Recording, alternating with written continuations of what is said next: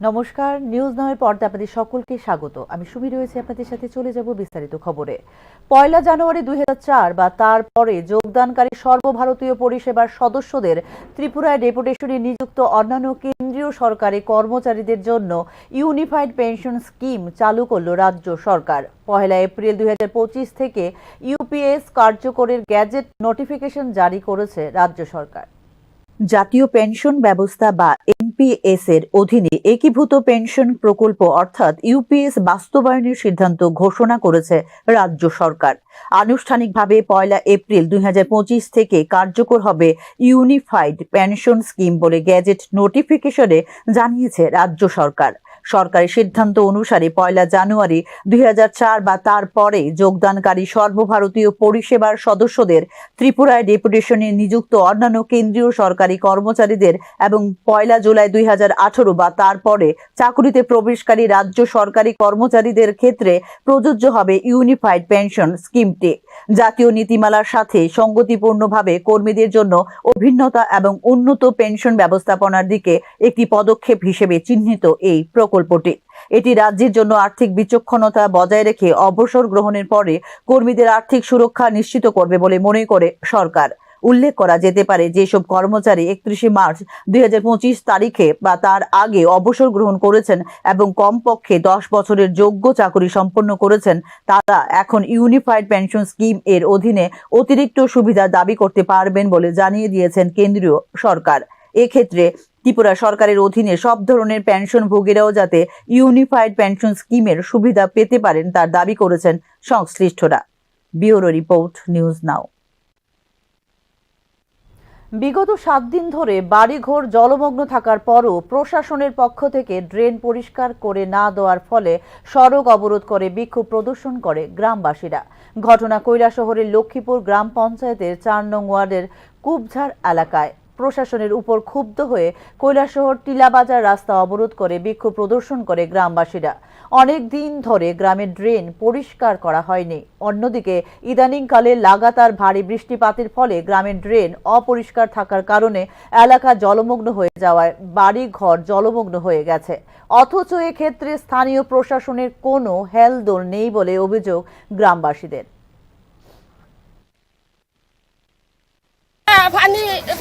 জলে বাড়িঘর সকলটা ডুবাইলে আমার ঘরের ভিতরে জল। আমরা এক সপ্তাহ ধরে বাড়িতে পেতাম না। তারা গেছে আটা রুটি করি, তারা গুরুত্বও দেয় না। তারা বড় বড় চেয়ার সরিয়া বই দিয়েছেন শূন্য শূন্য। তুমি এখন জলের তলে ভরিয়া মরো। এটা কোন জায়গা? এটা ওই তো বাড়ি এটা কোন গ্রাম পঞ্চায়েত? আপনার এটা কত নম্বর ওয়ার্ড? 4 নম্বর ওয়ার্ড। আপনারা কত জন ধরে জলমগ্ন আছেন? এক সপ্তাহ ধরে জল বৃষ্টি দেড় মানে মানে কি কারণে আপনারা জলমগ্ন আছেন? রাস্তা ব্লক করে তুই রাস্তা এই রাস্তা জল যাওয়ার ব্যবস্থা নাই, বন্ধ।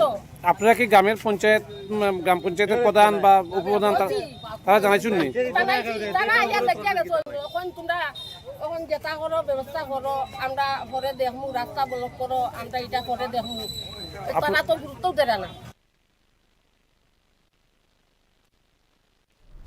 ভারী বৃষ্টিতে শুধুমাত্র মানুষই নয়, প্রভাবিত হচ্ছে বন্যপ্রাণীরাও।